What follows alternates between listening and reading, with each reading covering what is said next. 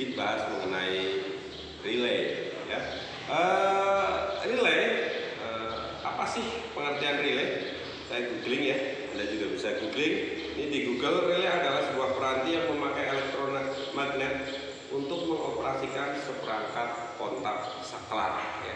Jadi pada prinsipnya relay adalah saklar yang bisa dikendalikan secara elektromagnetik. Untuk penggunaan relay sendiri banyak sekali di dunia otomotif, apalagi untuk di dunia modifikasi, utamanya di area kabel bodi ya, kabel bodi kendaraan banyak sekali menggunakan relay.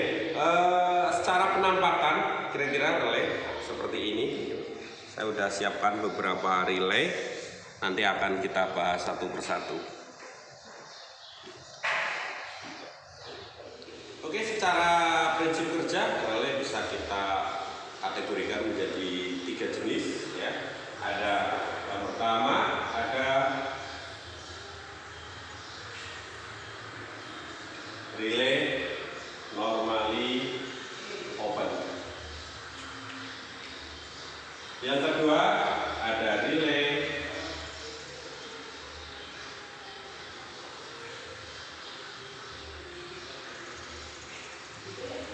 normally closed.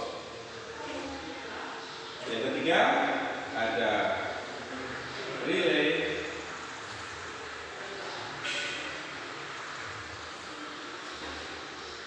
double throw. Oke, relay normally open adalah relay yang ketika normal dia akan terbuka saklarnya. Ini ada saklar, ini ada solenoid.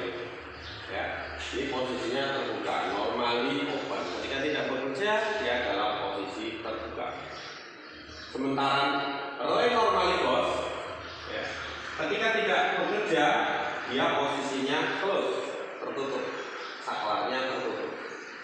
Sementara relay double throw, ya, ada normally close-nya, ada juga normally open-nya. Secara garis besar ada 3, normally open, normally close, dan relay double throw. Oke, untuk cara kerja relay normally open. Baik, secara konstruksi ada 2 bagian. Ada bagian saklar atau switch, ada bagian solenoid atau elektromagnetik. Ya. Apabila di bagian elektromagnetik ini kita aliri arus listrik, maka arus listrik ini akan menghasilkan sebuah magnet. Yang magnet tersebut akan menyebabkan saklar ini tertarik, sehingga yang tadinya open dia menjadi close, menjadi menutup. Nah, berarti ketika solenoid ini kita aliri arus listrik, maka switch yang tadinya open atau tidak tersambung, dia akan menjadi tersambung atau terhubung. Sementara untuk relay normally closed, ini adalah kebalikan dari relay normally open. Jadi ketika dia tidak bekerja, dia posisinya close atau terhubung. Namun apabila dia bekerja atau apabila solenoid ini kita aliri arus listrik, dia menjadi magnet dan akan menarik saklar ini, sehingga saklar menjadi open atau tidak terhubung. Sementara relay double throw, dia mempunyai normally closed dan normally open. Pada saat solenoid ini kita aliri arus listrik, maka dia akan menarik switch ini atau saklar ini, sehingga yang tadinya close atau switchnya terhubung, dia akan menjadi open. Sementara yang tadinya dia tidak terhubung, maka dia akan terhubung. Oke, demikian tadi untuk cara kerja dan sketnya. Ini adalah gambar ataupun perwujudan dari relay. Untuk yang ini adalah relay normally open. Baik, kita buka saja untuk relay normally open. Ini adalah relay yang biasanya dipasang di kendaraan model sekarang, rata-rata menggunakan relay ini. Ya. Untuk yang terminal ini, dua ini yang berwarna perak ini, dia adalah yang terhubung ke solenoid atau biasa juga disebut dengan terminal 85 dan 86. Ini dua ini terhubung ke solenoid. Sementara dua terminal ini adalah sebagai switch atau saklarnya. Biasa disebut juga dengan terminal 30 dan terminal 87. Untuk kontaknya sendiri adalah ini. Ini adalah relay normally open. Dia posisi normal, dia posisinya terbuka. Kemudian ini adalah relay double throw. Ada 5 terminal. 1, 2, 3, 4, 5. Kira-kira penampakannya seperti ini. Ya. Ini adalah terminal 30. Kemudian ini 87. Dan yang tengah ini 87A.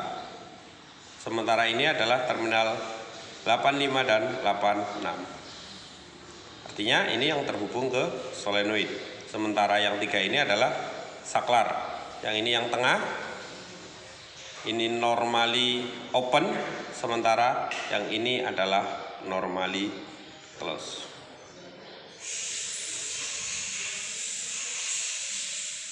Untuk jenis yang beredar di pasaran, kira-kira saya punya beberapa relay.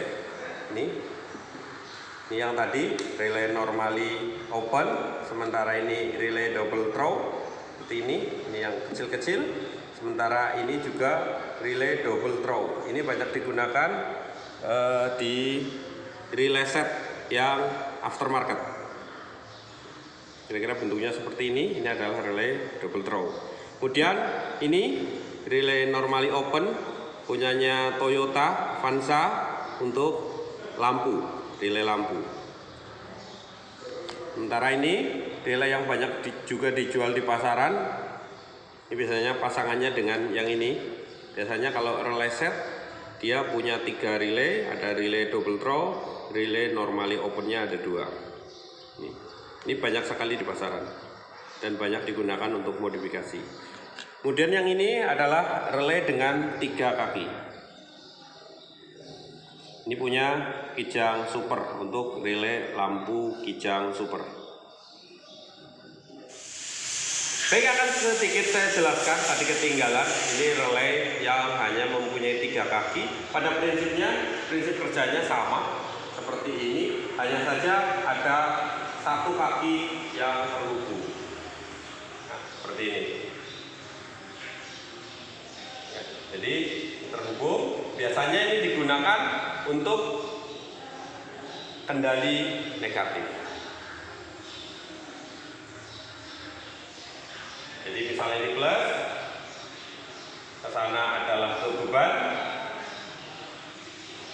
nanti switch kontrolnya ada di sini.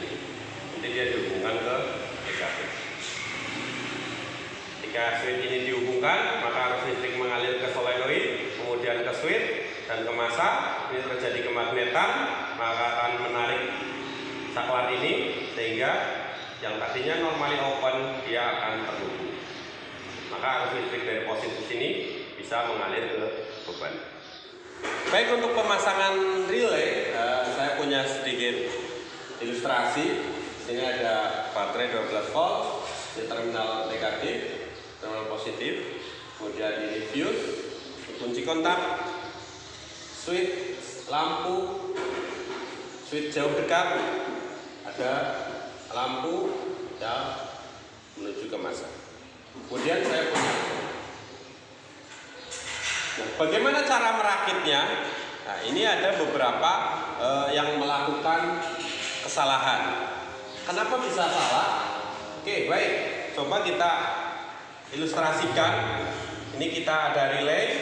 Fungsinya dia adalah untuk menjumper arus listrik yang mengalir ke lampu ini supaya lampu terang, karena tadinya dia harus melalui fuse, kemudian kunci kontak, kemudian switch lampu, kemudian switch jauh dekat. Apabila ini arus listrik yang harus mengalir ke lampu ini besar, maka jelas saklar-saklar ini akan terbebani oleh arus listrik. Yang kita ketahui bahwasanya switch biasanya mempunyai yang namanya resistor atau resistansi atau tahanan. Semakin besar tahanannya, maka arus listrik yang mengalir ke beban akan semakin kecil dan tentunya akan menimbulkan panas. Untuk itu biasanya dipasangkan relay. Untuk apa? Untuk menjamper, untuk memutus supaya arus listrik tidak melalui banyak switch-switch ini, tapi dia hanya melalui relay dan langsung menuju ke lampu. Sehingga apa? Sehingga tahanan yang tadinya ada pada setiap switch dia akan bisa dikurangi, karena langsung dari baterai kemudian ke relay baru ke lampu.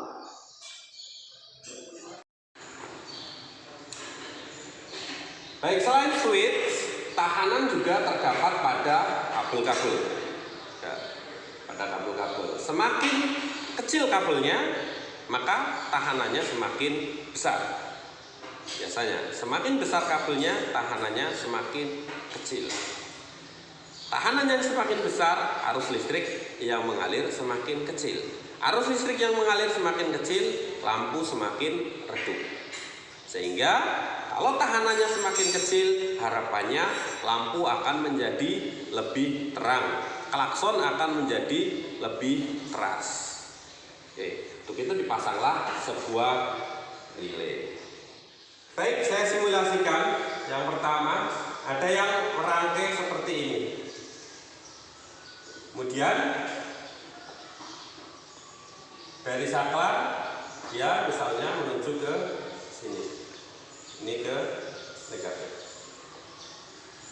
Kemudian yang ini menuju ke lampu. Apa yang terjadi? Kita analisa. Ketika kunci kontak on, saklar lampu dinyalakan, switch lampu jauh dekat posisi ke dekat misalnya. Nah, maka arus akan mengalir dari positif baterai ke fuse, kunci kontak, switch lampu dekat, kemudian ke relay, solenoid relay, ke massa. Sehingga pada relay ini terjadi kemagnetan. Maka karena terjadi kemagnetan, maka saklar relay ini akan terhubung. Sehingga ada aliran arus listrik juga dari positif baterai, fuse, kunci kontak, relay terminal 30, relay terminal 87, kemudian ke lampu. Apa yang terjadi? Yang tadinya arus harus mengalir lewat sini, dia langsung potong jalur lewat relay sehingga lampunya lebih terang. Kita analisa lagi. Tapi kita harus hati-hati karena dengan rangkaian seperti ini kita ngambil arus listrik untuk input relay dari output kunci kontak. Efeknya apa? Efeknya kunci kontak masih tetap terbebani. Ya, kunci kontak masih tetap terbebani, fuse ini juga masih tetap terbebani, kabel-kabel IG juga terbebani. Anggaplah ini kabel IG. Ini akan terbebani oleh arus listrik yang besar untuk menghidupi lampu. Solusinya bagaimana? Solusinya kita ngambil arus listriknya jangan di output kunci kontak, tapi bisa di input kunci kontak. Kalau di Honda biasanya warna merah. Saya di input kunci kontak. Di Honda warna merah, bukan warna hitam. Atau juga bisa lebih aman lagi kita bikinkan jalur sendiri. Nah, dari baterai kita tambahkan fuse lagi, kemudian ke relay. Misal ada beberapa relay, Bisa. Cabang lagi. Bisa. Tinggal misalnya relay lampunya ada 2, relay klakson, relay apa lagi. Kita bikinkan jalur sendiri. Jauh lebih aman daripada kita harus membebani kunci kontak. Belum lagi rangkaian yang IG yang asli. Kenapa saya bikin video ini? Karena saya tertarik dengan pemasangan relay yang ada di lapangan. Baru-baru kemarin saya mendapati, saya naik motor, ya, nyaman-nyaman saja, biasa saja. Tapi begitu saya klakson panjang, tiba-tiba mesinnya mati. Nah, setelah saya analisa, ternyata input relaynya dia ngambil dari output IG-nya. Artinya dia ambil dari IG, berarti dia membebani kunci kontak, kemudian membebani fuse. Nah ini, fuse itu didesain dia sesuai dengan kebutuhan. Ya, karena fungsi dari fuse adalah untuk membatasi arus listrik yang mengalir. Misal kebutuhan yang berkaitan dengan ignition hanya 5 ampere, maka biasanya dipasang fuse yang nilainya 7,5 ampere. Ketika kita pasang klakson double, ya, yang itu nilainya lebih dari 7,5 ampere yang dibebankan ke fuse ini, maka jelas fuse akan putus. Ya. Karena fuse-nya putus, maka IG-nya pun putus. Ya. Sehingga mesin mati. Bagaimana solusinya? Oh, kita ganti fuse-nya. Yang tadinya 7,5 ampere dengan 20 ampere misalnya. Apa yang terjadi? Oke, fuse-nya aman. Bagaimana dengan rangkaian listriknya? Malah lebih berbahaya. Ya, fuse-nya nggak putus, tapi kabelnya terbakar. Ini bahaya. Menurut saya lebih aman bikin jalur sendiri. Oke, kasus lain yang terjadi adalah pemanfaatan relay. Seperti dijelaskan di video awal bahwasanya relay dia akan memperbesar arus listrik yang mengalir. Karena disinyalir ketika arus listrik harus mengalir melalui jalur yang panjang, melalui beberapa switch, maka tahanannya naik dan arus listriknya turun, sehingga misal lampu kurang terang ataupun klakson kurang keras. Nah, itu terjadi apabila kita memasang atau mengganti dengan lampu yang lebih besar wattnya, yang lebih besar arus listriknya. Misal standar untuk sepeda motor misalnya, arus listrik yang atau lampu yang digunakan adalah misalnya taruhlah 55 watt. Kita ganti nih dengan yang 100 watt atau 130 watt. Nah, bagaimana ketika kita ganti lampunya? Oh, ternyata tidak bisa lebih terang, dia redup, bahkan malah merusak si switch-switchnya karena belum menggunakan relay. Karena kita ketahui untuk sepeda motor sendiri biasanya belum menggunakan relay, sehingga perlu pemasangan relay. Ganti lampu yang wattnya lebih besar, perlu ditambahkan relay. Tapi kalau masangnya salah seperti tadi juga akan menyebabkan masalah. Kemudian juga yang sering terjadi adalah tidak sesuai pemanfaatannya. Misal sepeda motor tadinya standarnya menggunakan 55 watt, kita ganti dengan daymaker yang hanya notabene dia hanya 40 watt. Nah, 40 watt. Karena ganti daymaker kepinginnya pasang relay. Apakah perlu? Menurut saya tidak perlu, karena hanya 40 watt, justru dia turun dari standarnya. Oke, saya temui juga kemarin baru-baru ini ada sepeda motor ganti daymaker dengan 40 watt, dia pasang 2 relay untuk relay lampu jauh dan relay lampu dekat. Sementara dia pasang 2 klakson, dia tidak pakai relay. Nah, ini kesalahannya fatal atau tidak tepat pemasangannya. Harusnya menurut saya yang perlu dikasih relay adalah klaksonnya, bukan lampunya.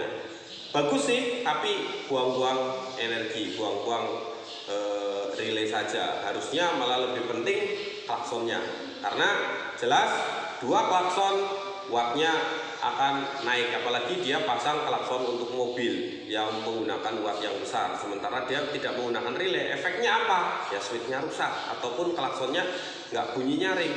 Ya, maka yang perlu dilakukan adalah pemasangan relay pada sistem klakson. Oke, dari pembahasan tadi yang sudah kita bahas panjang lebar tentang relay, semoga kesalahan-kesalahan pemasangan relay tidak terjadi lagi. Ini hanya share, hanya pengalaman saja, mudah-mudahan bermanfaat. Tidak lagi terjadi kesalahan pada pengambilan input, karena ini banyak terjadi pada pemasangan relay. Kemudian juga pemanfaatan relay pada beban-beban variasi juga perlu diperhatikan, ya, mana yang memerlukan penambahan relay, mana yang tidak diperlukan penambahan relay. Itu saja video kali ini, semoga bermanfaat.